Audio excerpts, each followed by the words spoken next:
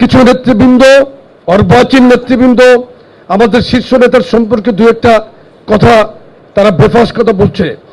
আমি আপনাদের আজকের এই সভা থেকে বলতে চাই, ওই সমস্ত অর্বাচীন বালকদের বলতে চাই যে বিএনপির শীর্ষ নেতার সম্পর্কে কথা বলার আগে নিজের স্ট্যাটাসটা একটু চিন্তা করবেন, আপনার অবস্থান চিন্তা করবেন। দেখেন, আমাদের দল থেকে কিন্তু আমরা দলীয় নির্দেশনা মেনে কিন্তু কাজ করি। আমরা দেখবেন না কখনোই যে কোনো নেতার বিরোধী কোনো নেতার সম্পর্কে কোনো এমন কোনো কিন্তু বেফাস কোনো কথা বলি নাই, কিন্তু প্রয়োজনে কিন্তু কাউকে ছাড় দিয়ে কথা বলবো না। যুবদল বাংলাদেশের সবচেয়ে বৃহৎ শক্তিশালী একটি সংগঠন, যুব সংগঠন। আমরা যারা বেফাস কথা বলছেন তাদেরকে হুঁশিয়ারি দিয়ে একটি কথা বলতে চাই,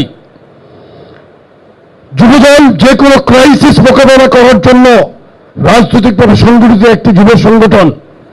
আপনারা সংযত ভাষায় কথা বলবেন, এটাই আপনাদের কাছে আমি প্রত্যাশা করি।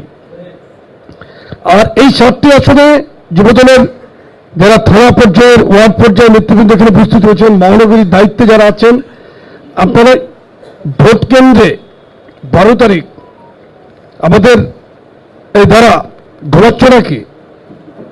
আপনারা ভোট কেন্দ্রে ফজরের নামাজ পড়ে, তাহাজ্জুদ পড়ে, চেয়ারম্যান মহোদয় বলছেন আমরা মুসলমান যারা নামাজ পড়ি, নামাজ তো আমাদের উপর ফরজ, আমি আশা করি প্রত্যেকেই নামাজ পড়েন, ফজরের নামাজ পড়বেন, পড়ে ভোট কেন্দ্রের দিকে রওনা দিবেন।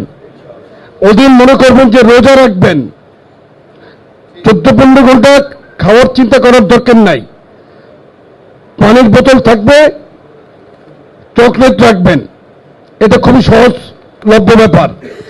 আপনারা এই মানসিকতা নিয়ে বের হবেন যে 14-15 ঘন্টা খাওয়া দাওয়ার জন্য কোনো রকম আমাদের মানে কষ্ট সহ্য করতে হবে।